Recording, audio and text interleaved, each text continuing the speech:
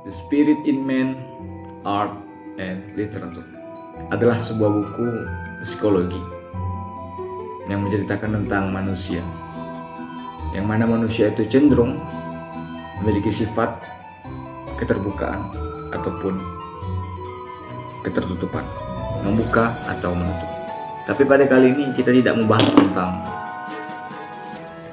sifat manusia secara mendalam atau keterbukaan dan ketertutupan manusia, tetapi kita membahas tentang potensi yang ada pada manusia, yang mana tentunya ini sangat berkaitan dan sangat berpengaruh dengan keadaan sekitar, terlebih perkembangan zaman juga bangsa pada kali ini. Apa saja? Mari kita lihat.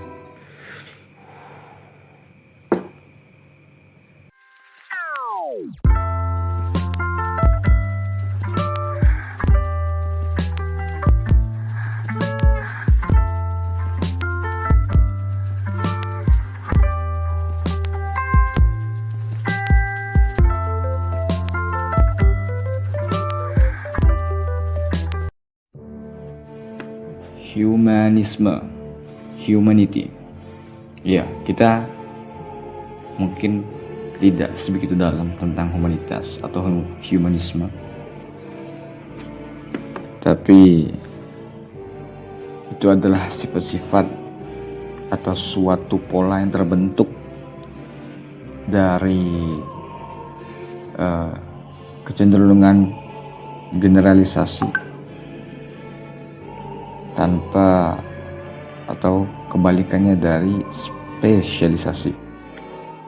Ya, hal itu juga merefleksikan sebagaimana yang disampaikan oleh Nietzsche bahwa manusia itu cenderung menginginkan atau menghendaki dalam tanda kutip ialah kekuasaan, menguasai apapun, menguasai terhadap hal-hal yang diinginkannya, menguasai terhadap bahkan dirinya sendiri.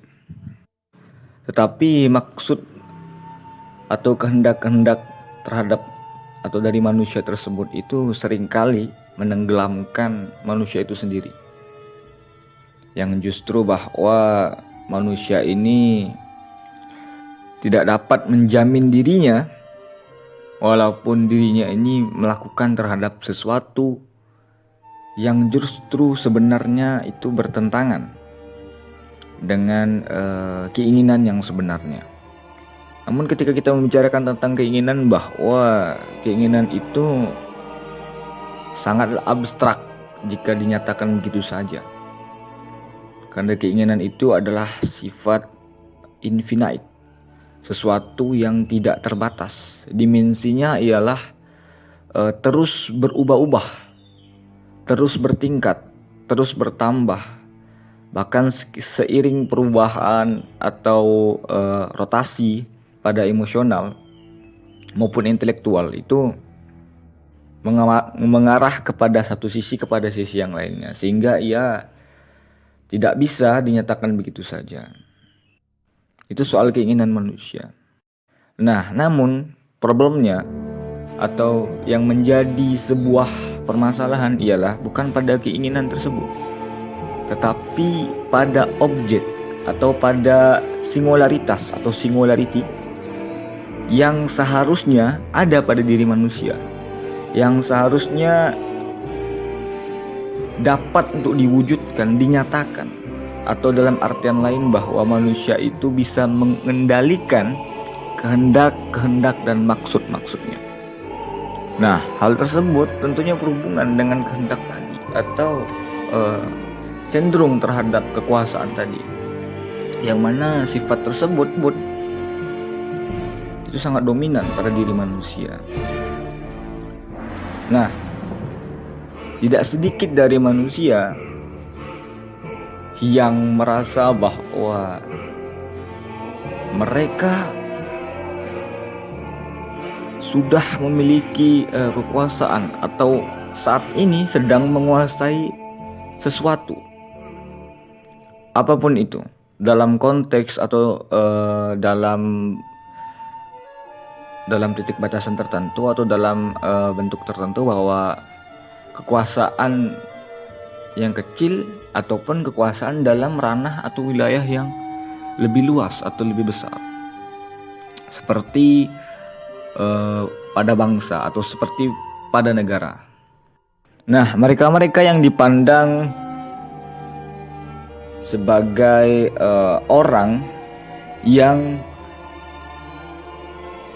memegang kekuasaan atau memegang kendali atau kontrol atau memerintah sebagai awak dari kapal pemerintah, atau mereka justru menyadari atau merasa bahwa mereka memiliki kekuasaan tersebut, itu tidak sedikit juga mereka terlepas dari yang namanya singularitas atau balance atau keseimbangan, istilah sederhananya.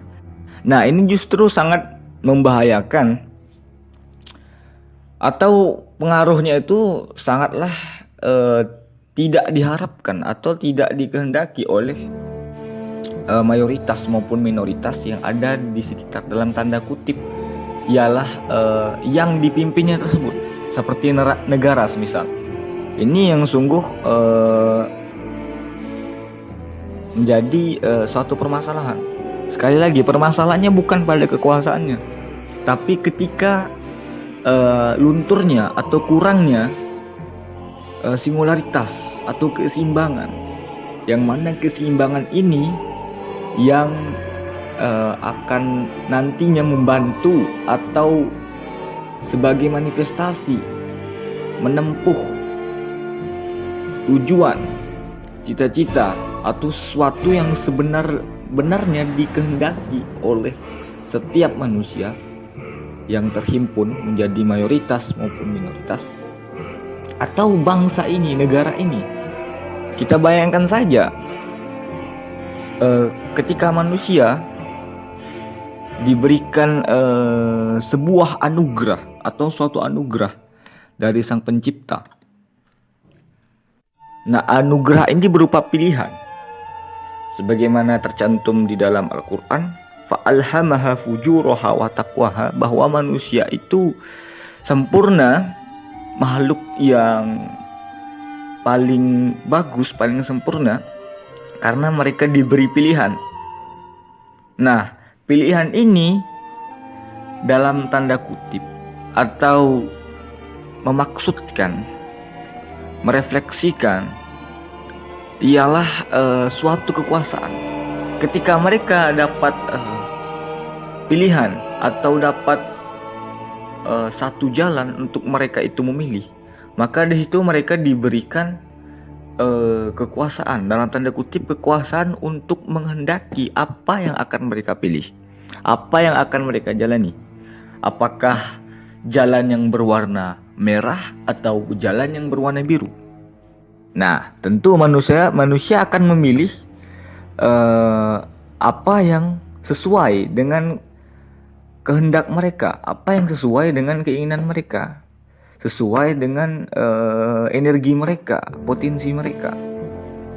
Dan tentunya pusat perhatian setiap manusia pasti memilih jalan yang mengarah kepada suatu kebaikan, atau jalan yang condong atau dominan kepada kebaikan, yang mana membawa mereka menjadi manusia yang lebih baik. Tapi kita tidak sedang membicarakan tujuannya tersebut. Kita tidak sedang mendalami apa yang dikehendaki manusia tersebut, karena sifatnya sangatlah infinite atau infinity, atau sifatnya ialah universal, bahkan abstrak. Tapi yang justru untuk kita perlu perhatikan adalah poin-poin di setiap sesuatu yang kita kehendaki, dalam artian prosesnya, caranya, ordinarinya, bagaimana agar proses tersebut, ordinary tersebut bisa sampai kepada tujuan yang dikehendaki.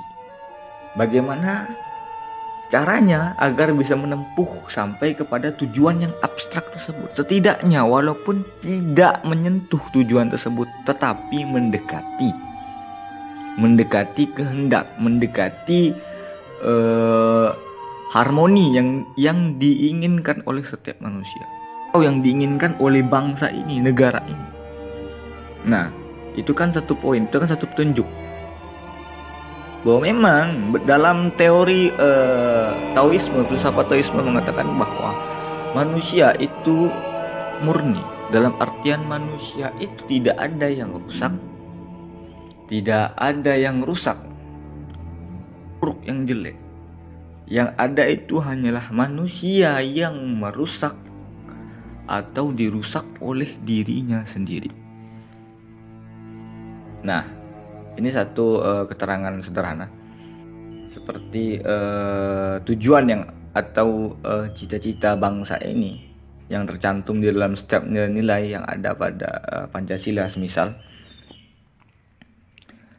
Tujuannya baik, tapi bagaimana caranya agar bisa mendekati ranah harmonisasi tersebut, nilai-nilai. Maka dari itu penting ya kita itu sebagai manusia untuk korespondensial lah, kita menyesuaikan dengan arkanum kita yang ada pada orbit kita tentunya, yang menyesuaikan dengan noumena atau moral yang terpaut pada perhatian kita. Jadi kita sebagai manusia tidak hanya pasif menerima suatu penilaian, atau kalau dalam bahasanya Nietzsche itu mengatakan bahwa manusia itu tidaklah pasif, manusia itu tidaklah menerima moral begitu saja, akan tetapi manusia itu justru mereka lah yang menciptakan moral. Maka dari hal-hal seperti ini kita semestinya dapat menyesuaikan sehingga potensi kehendak kita, pilihan kita terhadap suatu hal cenderung menguasai apapun tersebut, maka kita tidak tenggelam dalam dialog emosional kita, tapi kita justru mendialektikkan jaminan tersebut yaitu dengan hukum, dengan moral yang mesti kita tempuh. Tidak hanya tentang moralitas, tetapi moral tidak hanya tentang fenomena, tapi noumena yang ada di dalamnya, sehingga bangsa ini, negara ini tidak hanya bergantung pada efektivitas tersebut, akan tetapi mampu untuk menyesuaikan aktivitas dengan efektivitas tersebut. Nah, begitulah penyampaian mengenai refleksi tentang kehidupan, atau refleksi tentang potensi manusia yang ingin menguasai apapun, sehingga seringkali menghasilkan atau membentuk suatu problem karena terlepas dari kekuasaan tersebut, terlepas dari atau tenggelam dalam kehendaknya tersebut, sehingga mempengaruhi wilayah sekitar, terlebih wilayah yang lebih luas yaitu negara ini. Dan juga beberapa solusinya yang sederhana yang tidak bisa dinyatakan secara konkret ialah penyesuaian diri atau korespondensial, baik bagi warga negara, baik bagi yang dipimpin maupun yang memimpin, baik bagi mereka yang mengamanahi memilih atau menunjuk terhadap siapa yang hendak dapat penguasaan tersebut, baik penguasaan pada pemilihan rakyat atau penguasaan pada mereka yang ditunjuk, sehingga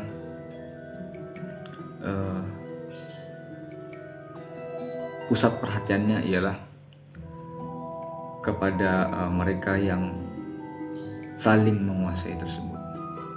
Sekian, itulah penyampaian sederhana dari saya yang tentunya kita belajar bersama bahwa memang tujuannya abstrak, perbuatannya juga abstrak dalam lingkaran absurd, sehingga prosesnya pun tidak dinyatakan secara langsung saja, tentunya termasuk juga abstrak. Sekian penyampaian dari saya. Apabila terdapat kekurangan dalam tutur kata, ketidakjelasan dalam menjelaskan yang tidak jelas tersebut, atau keabstrakan, absurd dalam menjelaskan sesuatu yang absurd, maka saya mohon maaf.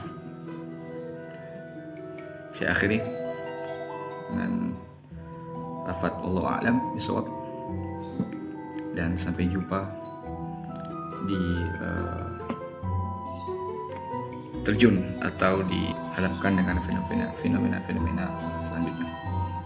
See you next time.